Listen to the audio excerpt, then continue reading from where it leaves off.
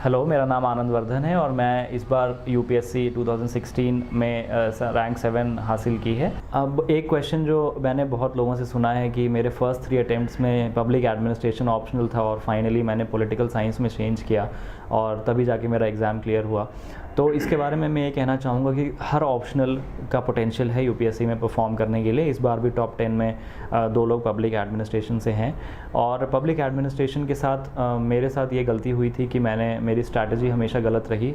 उस सब्जेक्ट को लेके मैंने कभी भी कोई आंसर राइटिंग प्रैक्टिस नहीं करी और एक्सेप्ट फ्यू बुक्स मैंने बहुत सारी सोर्सेज को रेफ़र नहीं किया।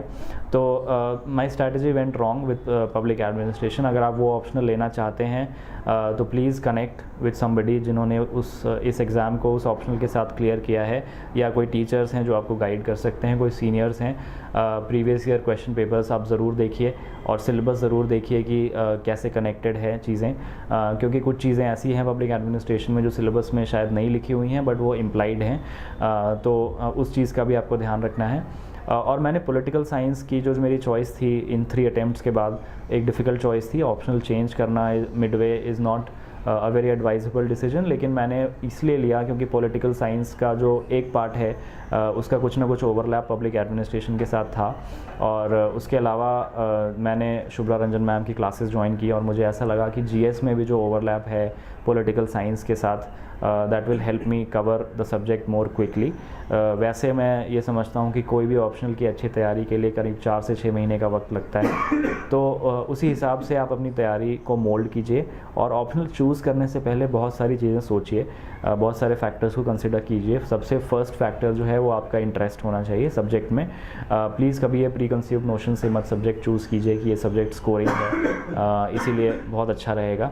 तो जो भी आप ऑप्शनल चूज़ करते हैं उसका मटेरियल अवेलेबल हो मार्केट में, कुछ गाइडेंस अवेलेबल हो आपको, कुछ लोग गाइड कर सकें उस ऑप्शनल को लेके कि कैसे प्रोसीड करना है।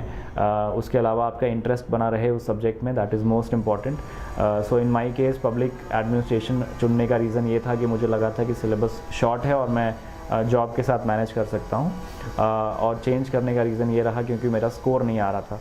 तो also I would like to say कि अपनी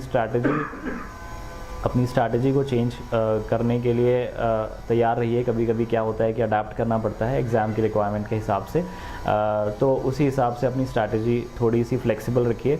अगर आपको लगता है कि कुछ चीज़ें आपके फेवर में वर्क नहीं कर रही हैं तो वो डिसीजन लेना भी is an equally important aspect. Continuity के साथ चेंज भी इम्पॉर्टेंट है। तो for the optional I would say जो आपका ग्रेजुएशन सब्जेक्ट है अगर आप वो ले सकते हैं, that can be your strong point, चाहे वो इकोनॉमिक्स हो या इंजीनियरिंग हो। मैंने पर्सनली इंजीनियरिंग मेरा बहुत स्ट्रॉन्ग नहीं था तो मैंने वो चूज़ नहीं किया। तो ये कुछ 3-4 फैक्टर्स हैं, आप कंसिडर कीजिए, लोगों से मिलिए, अपने सीनियर्स टीचर्स से एडवाइस लीजिए कि क्या ऑप्शनल लेना चाहिए और उसी हिसाब से अपना ऑप्शनल चूज़ कीजिए, क्योंकि ऑप्शनल के जो मार्क्स हैं वो ओवरऑल रैंकिंग और ओवरऑल मार्क्स में बहुत फ़र्क डालते हैं। तो मेरे जैसे पब्लिक एडमिनिस्ट्रेशन में 206 मार्क्स मैक्सिमम थे आज तक, लेकिन पॉलिटिकल साइंस में मेरा स्कोर 302 आया है, तो उससे पूरा 100 मार्क्स का डिफरेंस क्रिएट हो गया है मेरे ओवरऑल रिज़ल्ट में। सो इसलिए आई वुड लाइक टू से please keep this factors in mind while choosing the optional and give it your best shot with the right strategy and you will get good marks in any sort of optional.